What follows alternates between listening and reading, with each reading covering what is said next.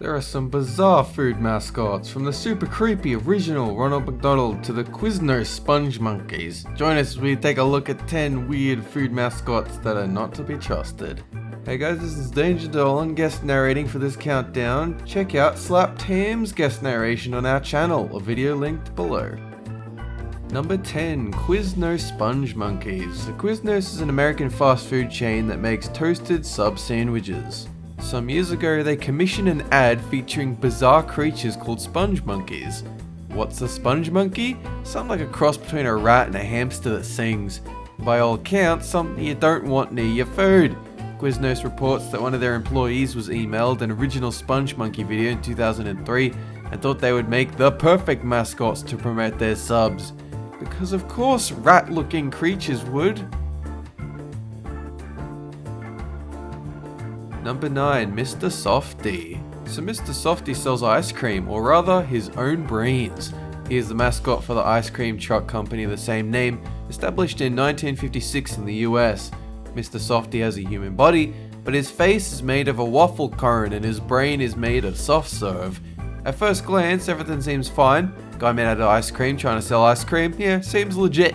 But the part that grosses us out the most is that the ice cream is specifically his brains, and the motivation behind that.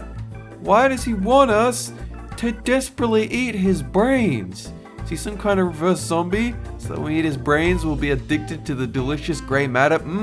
That gets me in the mood for ice cream, right guys? Number 8. The original Ronald McDonald. So the modern Ronald McDonald is scary enough, some random guy in a clown costume on TV, or a plastic man sitting on a bench waiting for you to sit on his lap. But the very first Ronald was born in 1963. Check out the original TV commercial where we see him sitting in the dark, watching television.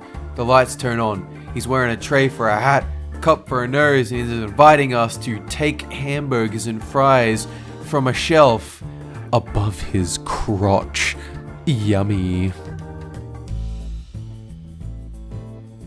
Number 7. Gobbledok. The Smith's Snack Food Company is a British and Australian manufacturing company owned by parent company PepsiCo. They're likely best known for their potato chips and the abominable food mascot they created in the late 80s. The Gobbledok arrived from the potato planet in 1987, presumably to find the tastiest chips on planet Earth, which just so happens to be Smith's chips, of course. He watches people through their windows or even a telescope he set up on a roof in search of people eating chips.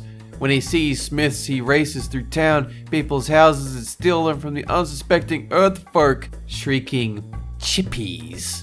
Considering he'd come all the way from another planet, he would probably be better off getting a job and buying them in bulk, but then that would be much less creepy and really wouldn't sell as many chips, we guess.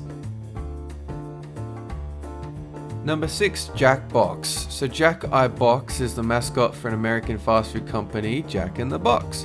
The story goes that Jack was fired from his position as CEO in 1993, and then, without his leadership to guide the chain, 732 people were infected with E. coli. 178 people were permanently injured by the outbreak, and 4 people died. Jack in the Box then released an ad killing the current board of the company and him taking back control. The slogan, "Jack's back."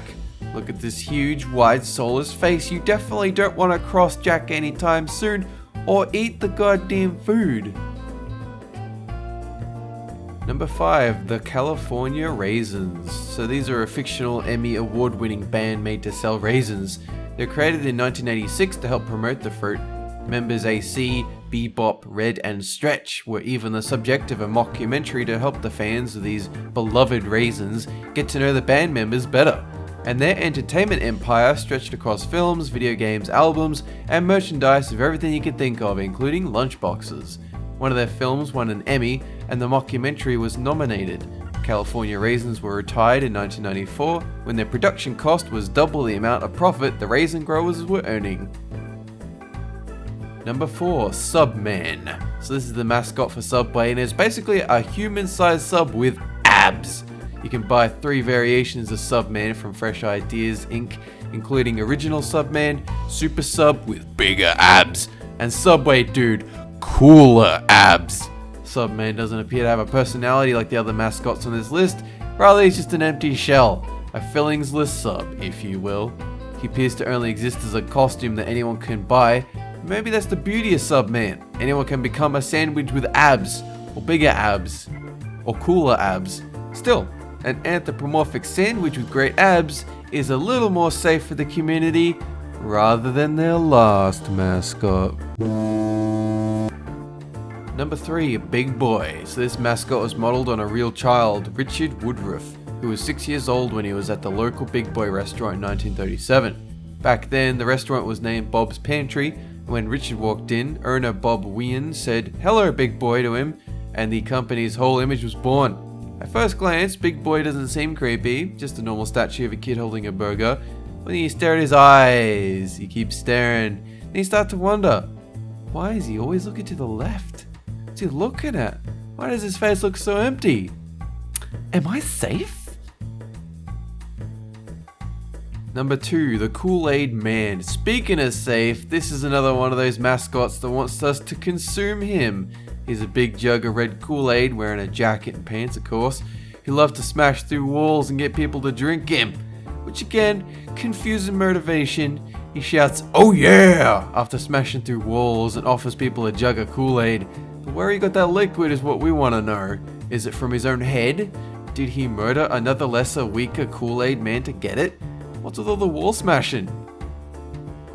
Number 1, Dairy Queen Lips. Dairy Queen used to advertise with Dennis the Menace comics, but then they found that modern kids really couldn't relate to him anymore, and so they decided to bring in the most obvious choice.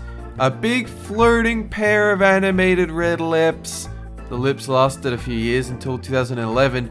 They were retired once Dairy Queen realized that most American children had faces and bodies, and were not in fact floating lips. So, thanks for watching, guys. Remember to check out the countdown over on our channel linked below, and have a good one.